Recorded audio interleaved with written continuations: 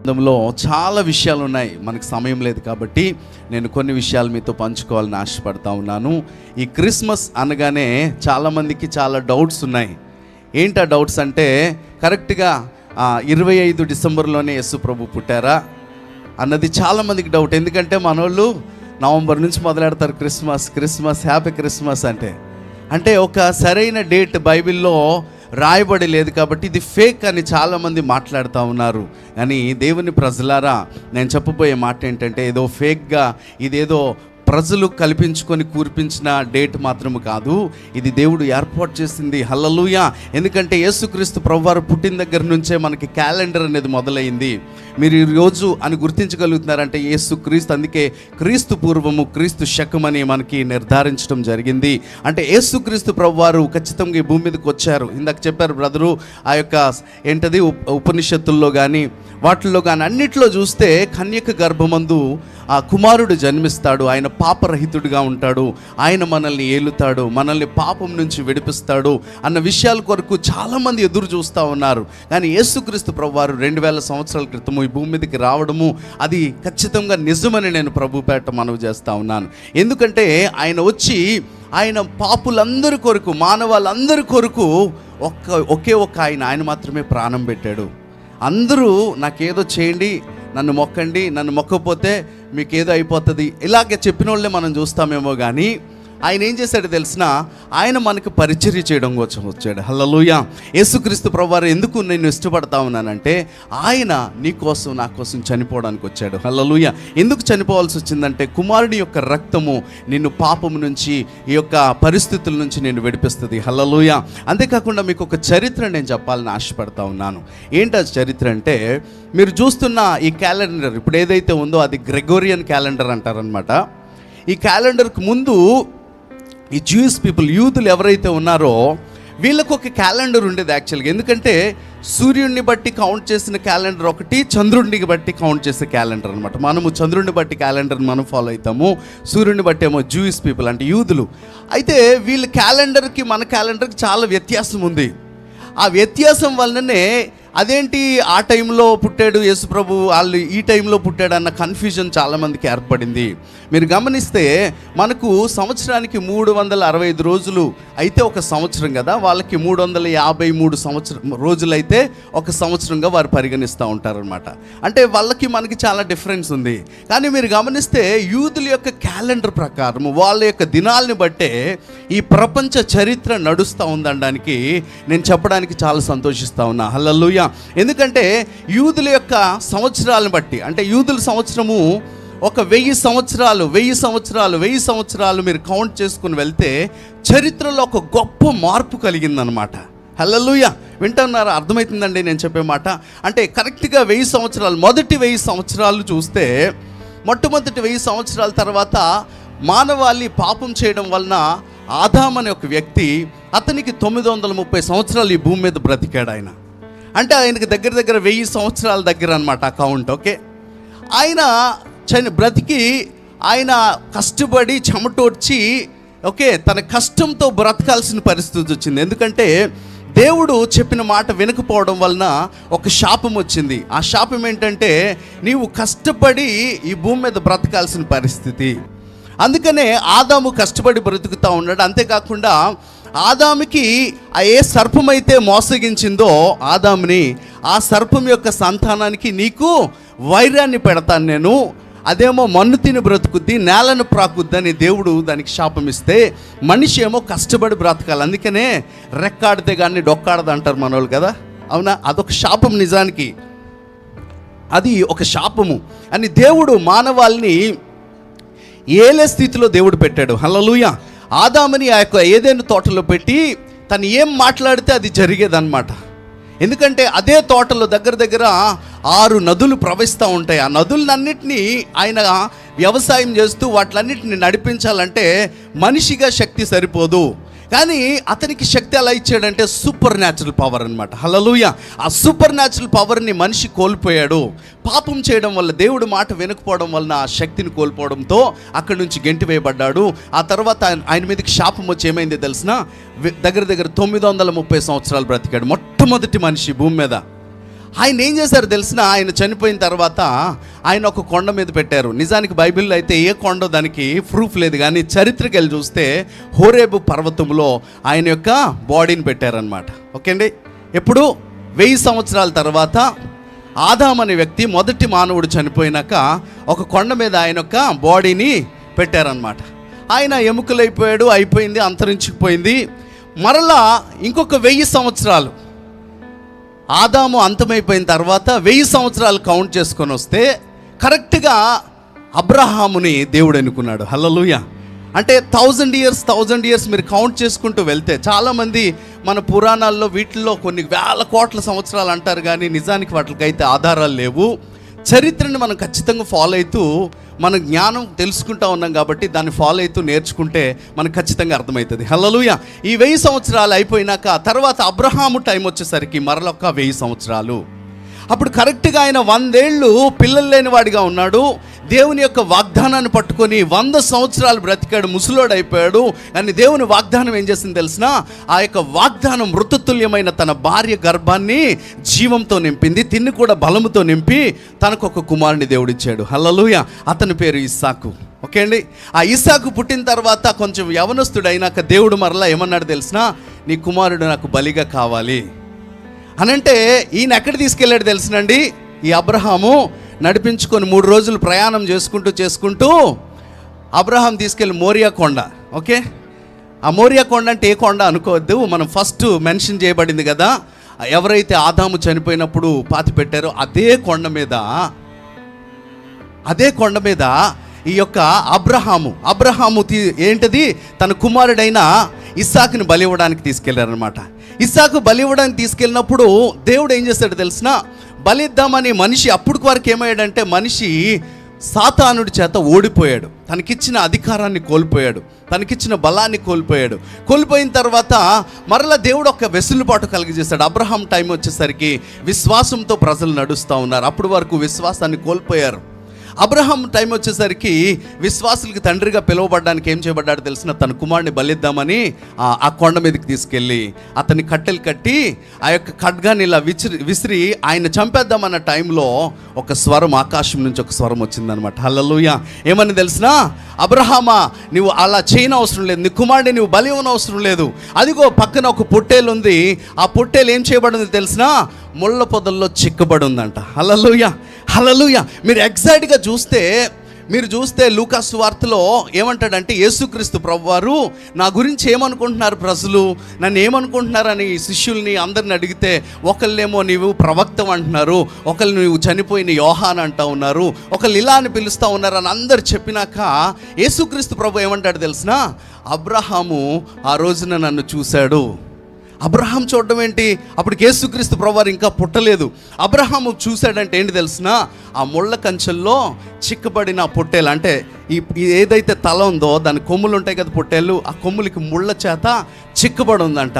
ఆ పొట్టేలు ఎవరో కాదు, 2000 సంవత్సరాల క్రితం యేసుక్రీస్తుగా ఈ భూమి మీదకి వచ్చాడు. ఆయన ఎగ్జాక్ట్గా తన యొక్క తల మీద ముళ్ళ పొద చేత ఆయన గుచ్చబడ్డాడు. అది ఒక ఆనవాలుగా నడుస్తూ ఉంది. చరిత్రను మీరు గమనిస్తే ఎగ్జాక్ట్గా, అంటే అప్పుడు బలి ఇవ్వడం వలన, గొర్రెపిల్ల అక్కడ బలి ఇవ్వడం వలన ఇస్సాకు బ్రతికించబడ్డాడు. ఓకే. అది అయిపోయింది. ఆ 1000 సంవత్సరాలు అయిన తర్వాత మరలా ఒక 1000 సంవత్సరాలు కౌంట్ చేస్తే కరెక్ట్గా ఏ టైం వచ్చిందంటే, దావీదు గొర్రెలు కాచుకునే టైం. ఓకే అండి. దావీదు గొర్రెలు కాచుకుంటూ ఆ పక్క దేశమైన ఫిలిస్తీయుల దేశము ఇజ్రాయెల్ దేశానికి మధ్య యుద్ధం జరుగుతూ ఉంటే, సౌలు ఆ గొలియాతును చూసి భయపడిపోతూ ఉన్నారు. ఎవరు యుద్ధం చేయలేని పరిస్థితి, ఎవరు కూడా అతని మీద తిరుగుబాటు చేయలేని పరిస్థితి.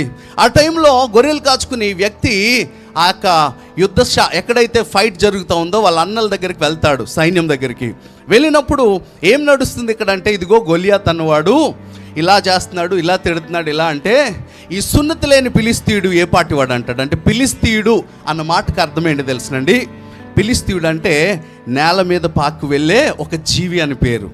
ఆ జీవిని ఏమంటారు, పాము అంటారు కదా. అంటే ఫస్ట్ ఆదాముకి ఒక శాపం వచ్చింది, ఏం తెలిసిన, అతడు నిన్ను మడం మీద కొడతాడు, నువ్వు అతని తల చితగొడతావు. ఇది అక్కడ దేవుడు మాట్లాడిన మాట అంటే ఏ సర్పం అయితే మోసగించిందో మానవుడిని, ఆ సర్పం యొక్క తల మనిషి చితగొడతాడు. ఈ మనిషిని ఏం చేస్తుంది? పాము మడి మీద కొడుతుంది. ఇది ప్రాసెస్. అయితే ఎగ్జాక్ట్గా ఈ యొక్క దావీదు టైంలో మీరు చూస్తే, దావీదు ఆ మాట విని, ఈ సున్నతి లేని ఫిలిష్తీయుడే పట్టువాడు, నేను యుద్ధం చేస్తాను. అందరూ హేళన చేస్తూ ఉన్నారు. నువ్వు యుద్ధం చేయడం ఏంటి, చిన్నపిల్లోడివి, పెద్ద పెద్ద రాజులు సైతం ఎవరు యుద్ధం చేయట్లేదు, నువ్వేంటంటే లేదు దేవుడు నా పక్షాన ఉన్నాడు. ఒక రోజున సింహము నా ముందుకు వచ్చినప్పుడు దాన్ని నేను చంపేశాను, గొర్రె పిల్లని విడిపించాను. ఒకరోజు ఎలుగుబంటి వచ్చింది, నేను విడిపించడానికి దేవుడు శక్తినిచ్చాడు. ఈరోజు కూడా ఈ సున్నతి లేని ఫిలిష్తీయుని నేను ఖచ్చితంగా యుద్ధం చేసి ఓడిస్తానని చెప్తాడు. అయిపోయినాక ఎదురుగుండా వస్తాడు గొలియాతు, ఒడిసెలు తీసుకుంటాడు, తిప్పి కొట్టగానే మీ అందరికీ తెలిసి స్టోరీ. ఇక్కడ తగలగానికి బొమ్మల్లో పడిపోగానే అతని ఖడ్గం తీసుకొని అతని యొక్క శిరస్సుని ఛేదించి ఆ బుర్రను పట్టుకొని ఎక్కడికి వెళ్తాడు తెలిసిన? రాజు దగ్గరకు పరిగెడుతూ ఉంటాడు. మీరు చూస్తే 1 సమూయేలు 17వ అధ్యాయము 54 నుంచి చదువుకొని వెళ్తే ఏముంటుందో తెలుసునండి.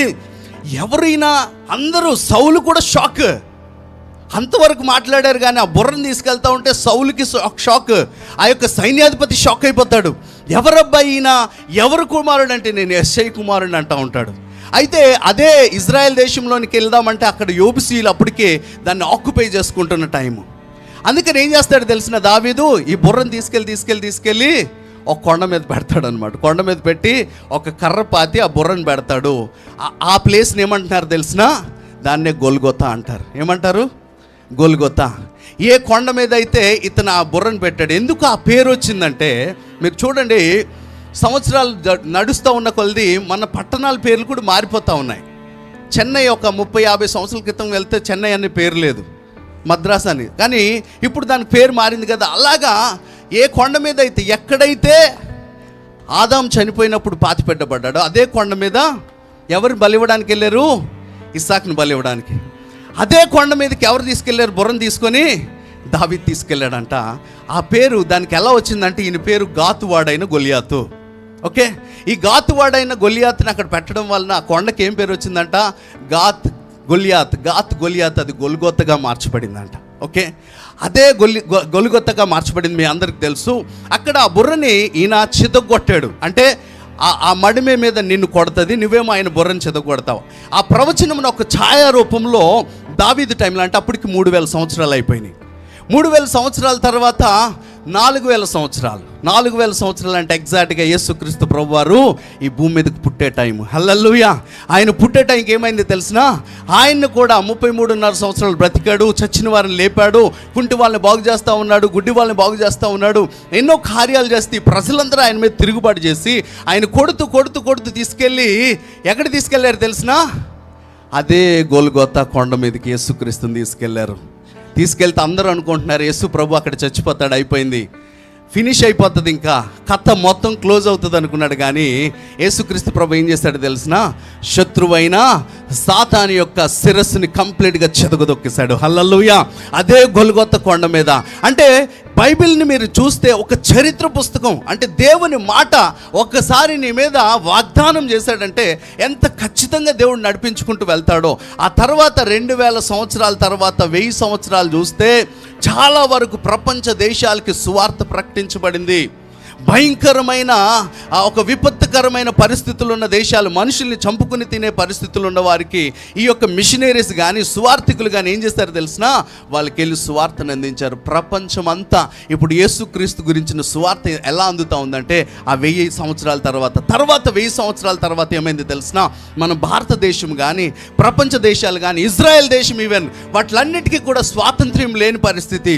ఆ టైంలో ఎగ్జాక్ట్గా మనందరికి మరలా 1000 సంవత్సరాల తర్వాత స్వాతంత్ర్యం. ఇప్పుడు 2000 సంవత్సరాలు అయింది యేసు ప్రభు చనిపోయి తిరిగి లేచిన తర్వాత మనకు స్వాతంత్ర్యం వచ్చింది. ఆయన మరలా తిరిగి రాబోతా ఉన్నాడు. హల్లెలూయా. ఇంకా అందుకనే రాకడ గురించి ఎలా కౌంట్ చేస్తున్నారంటే అలా 1000 సంవత్సరాలు కౌంట్ చేసుకుంటూ ఇవి ఇలా జరిగినాయి. కాబట్టి నెక్స్ట్ మరలా క్రీస్తు ఈ భూమి మీదకి రాబోతా ఉన్నాడు. హల్లెలూయా. ఈ క్రిస్మస్ ఆ సందర్భంగా నేను చెప్పబోయే మాట ఏంటంటే యేసుక్రీస్తు ప్రభువారు కూడా ఈ భూమి మీదకి వచ్చి మరలా మరలా 1000 సంవత్సరాలు ఆయన భూమి మీద పరిపాలించబోతా ఉన్నాడు. హల్లెలూయా. ఈ సత్యం తెలియకుండా నువ్వు నెగ్లెక్ట్ చేస్తే ఏమవుతావో తెలిసిన, ఆ శ్రేష్టమైన దేవుని యొక్క రాజ్యాన్ని నువ్వు మిస్ అయిపోతావేమో. నేను రిక్వెస్ట్ చేస్తా ఉన్నా, ఉదయకాల సమయంలో ప్రియమైన దేవుని బిడ్డలారా, ఆయన రాజ్యము సమీపముగా ఉంది, ఆయన రాకడ సమీపంగా ఉంది, ఆయన త్వరలో ఈ భూమి మీదకి రాబోతా ఉన్నాడు.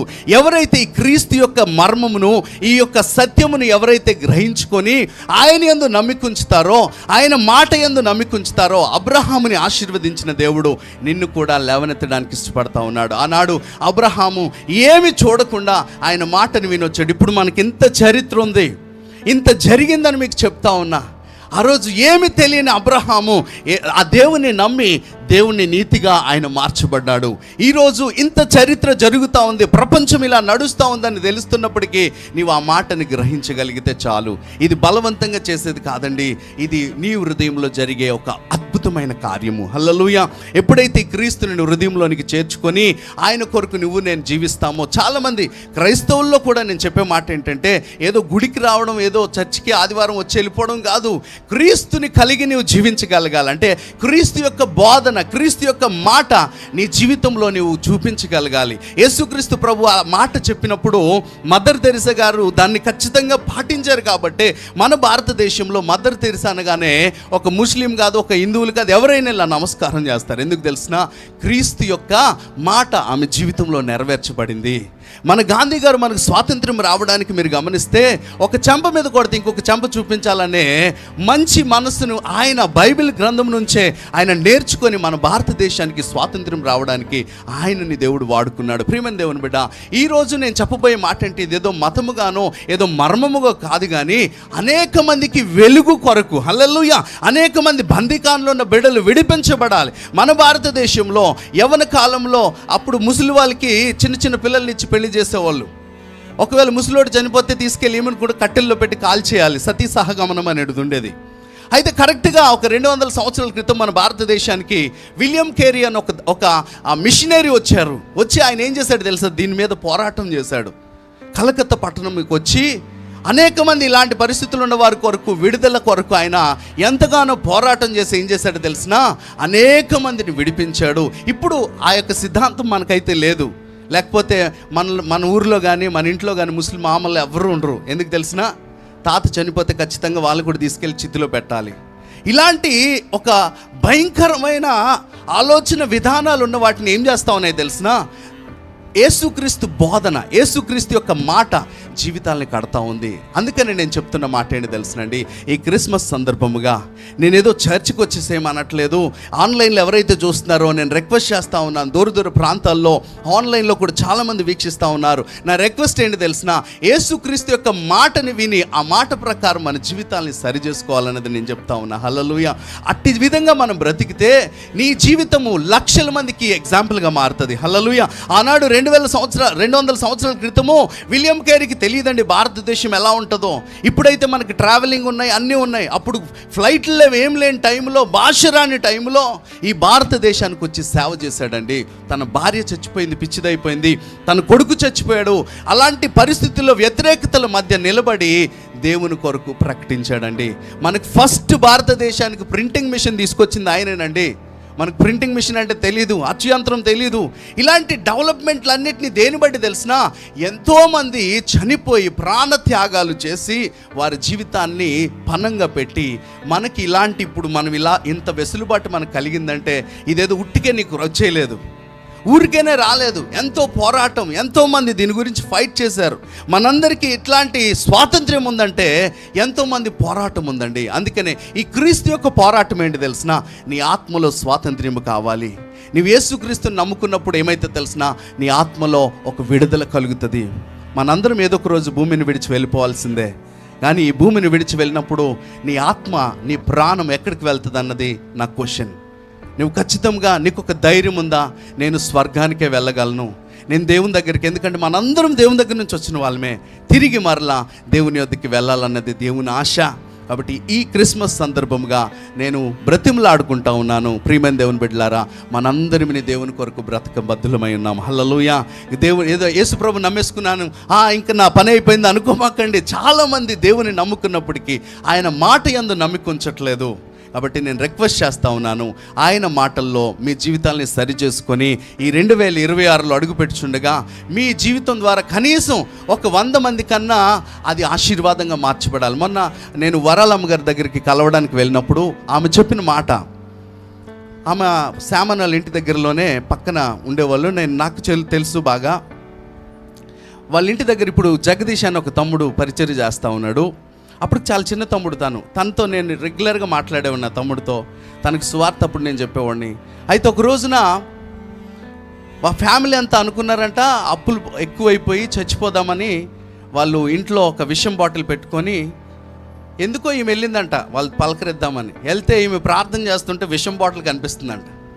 కనిపిస్తుంటే మీరేంటి ఏం చేయాలనుకుంటున్నారా, మీ ఇంట్లో నాకు విషం బాటిల్ కనిపిస్తుందంటే పక్క నుంచి తీశారంట విషం బాటిల్, ఈరోజు తాగేసి ఇంక చచ్చిపోదామని అని ఈమె వెళ్ళి ప్రార్థన చేసింది. ఆ కుటుంబం ఇప్పటికీ సజీవంగా ఉంది. హల్లెలూయా.